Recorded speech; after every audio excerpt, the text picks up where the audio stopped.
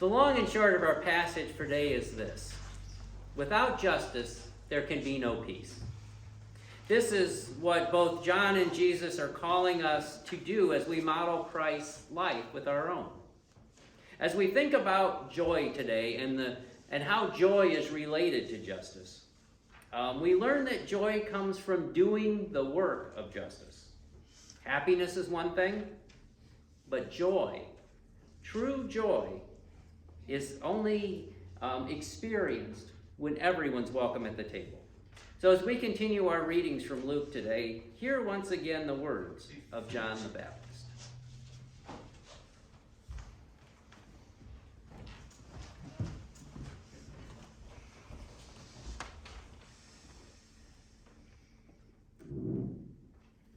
Today's reading is Luke chapter 3, verses 7 through 18. Then John said to the crowds who came to be baptized by him, "You children of snakes, who warned you to escape from the angry judgment that is coming soon? Produce fruit that shows you have changed your hearts and lives, and don't even think about saying to yourselves, 'Abraham is our father.' I tell you that God is able to raise up Abraham's children from these stones. The axe is already at the fruit of the trees. Therefore, every tree that does not produce good fruit will be chopped down and tossed into the fire."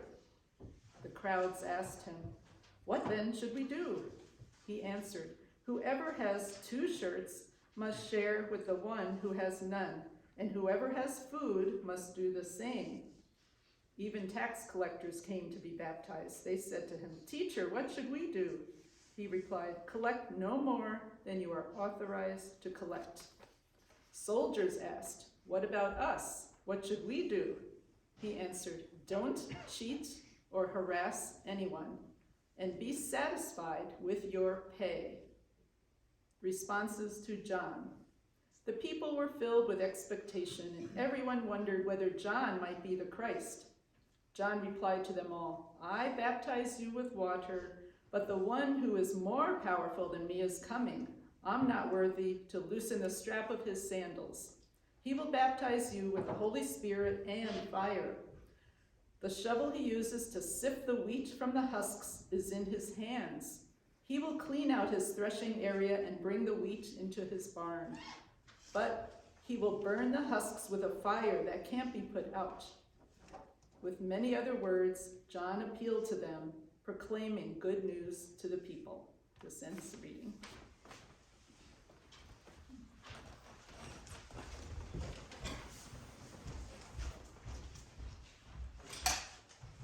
You brood of vipers. I said that once when I was in my very first church, when I was just serving as a student pastor, and I thought it'd be really cool for effect to pound the pulpit when I did it. So I got up there and I go, "You brood, ow!" I don't pound the pulpit anymore. I want you to do a thought experiment with me here for a moment.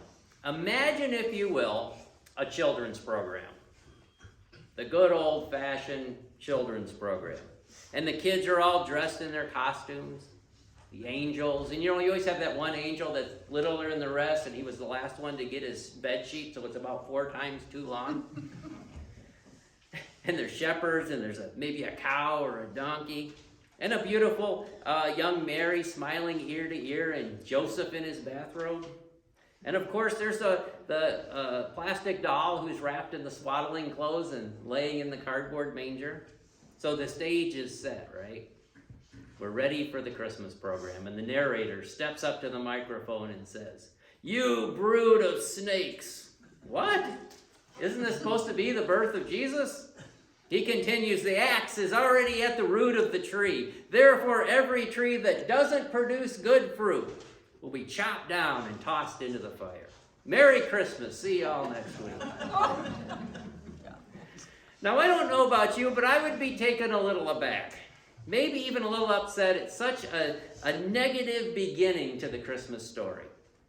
But the reality is that these sharp words we hear from John are an important part of our Advent journey. Perhaps not in the kids' program, but important nevertheless. You see, rather than reassuring or placating the crowd, John tells them like it is. He says they're self-righteous and prideful. And their claim that that they have this special status because of their direct connection to Abraham, he tells them that's a bunch of bull hockey. He said that just doesn't fly. Puts the kibosh on that really fast.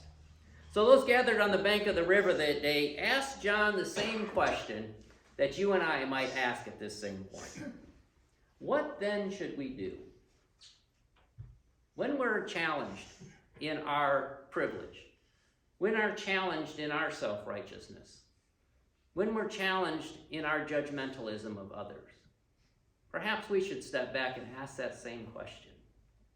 What then should we do? If we want to produce fruit, if we want to find that deep, abiding sense of joy that we so desperately seek in the Advent season, what then should we do? Well, it just so happens that John has an answer to offer us today. Share your coat with someone who's cold. Give food to the needy.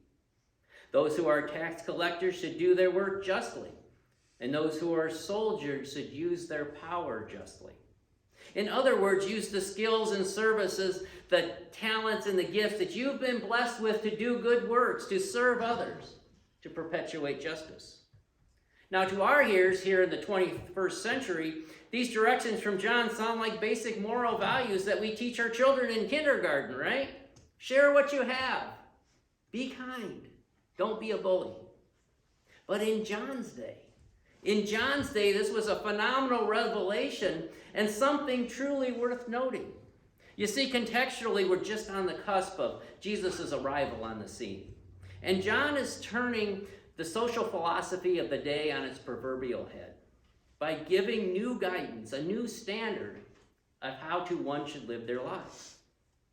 Not only is he saying trust in God, but he is imploring the people to act upon that trust. And I cannot overemphasize how radical this was in John's time. Here's a visual. Think about a snow globe. You all know what a snow globe is. The thing you can shake up and the snow falls all over everything. Okay, let's say you have a snow globe that has a nativity in it.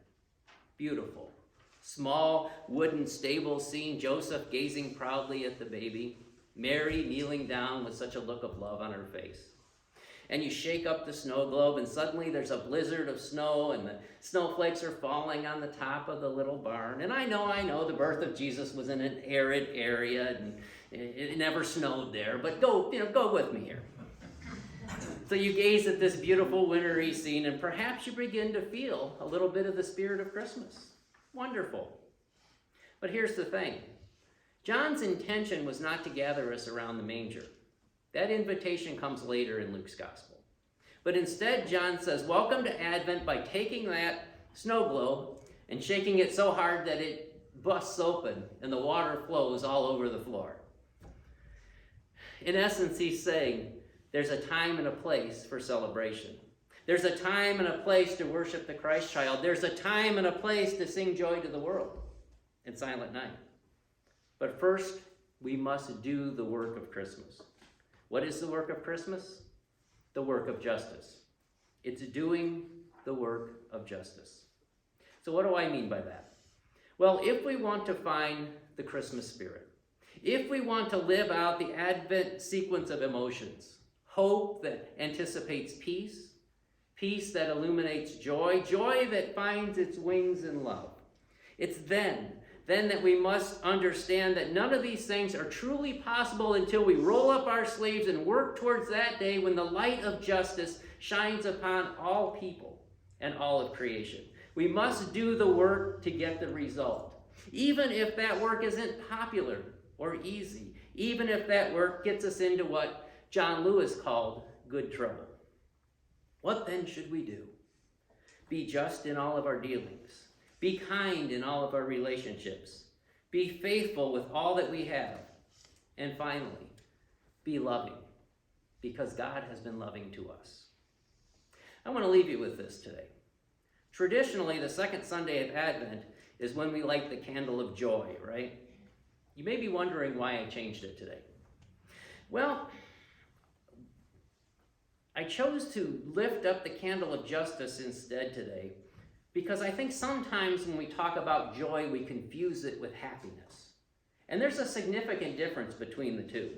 I mean, all you have to do is Google it. I did that this week. But once you do, but I'm going to go a little bit different direction today. I'm going to take a look at happiness and joy through a theological lens and in a more practical way. Because you see, for me, the theological and the practical are not mutually exclusive. They're one and the same. So bearing this in mind, here we go. Happiness is a momentary feeling. It's a momentary feeling. If I get that present that I so wanted for Christmas, in that moment, I'm so happy. But that happiness is fleeting, right? But joy is a whole different animal. That deep sense of joy is a deep sense of contentment. And here's an example that I could come up with on this. Let's say you're working at the food pantry, and that in and of itself may not lead to a deep, abiding sense of joy. But let's say that there's a little child there who came with her mother that day. And as they're leaving, she drops her mother's hand, and she runs over to you, and she gives you a big hug and says, "Thank you. Now I won't be hungry tonight." That's joy. Knowing that you had a part, even if it's a small part, in putting food in the belly of a hungry child. That's joy. The Baptist, amid all of his ranting and raving, between his threats and pulpit beating, offered true joy. The true joy that comes from the work of justice. True joy that comes when we feed the hungry and clothe the naked and house the homeless and visit the lowly. True joy comes when we do the work of justice, when we speak out for the voiceless, when we love those whom society has deemed unlovable. True joy comes when we stand up for the outsider, the marginalized, the outcast, and the immigrant. True joy comes when we provide a shoulder to cry on, when we grieve with those who are grieving. True joy comes when we affirm and support the LGBTQ youth who's just trying to figure out who they are. Or when we sit with the elder who's forgotten who they were. True joy, my friends, that deep, abiding joy that we so long for in the Christmas season is right here, right now, ready to be experienced. Experienced through acts of loving kindness, through acts of generosity, of grace-filled words, and compassionate actions. True joy comes when we do the work of justice. My friends, during this Advent season, may you experience this true joy of Christmas. May you ask the question, what then should I do? And maybe the answers will become clear. Maybe the opportunities to reach out, to serve others will present themselves. And finally, may the light of justice around and through and within all things become apparent to you as Advent gives way to Christmas and the work of Christmas truly begins. May it be so for each of us. Amen. And the people of God said, Amen.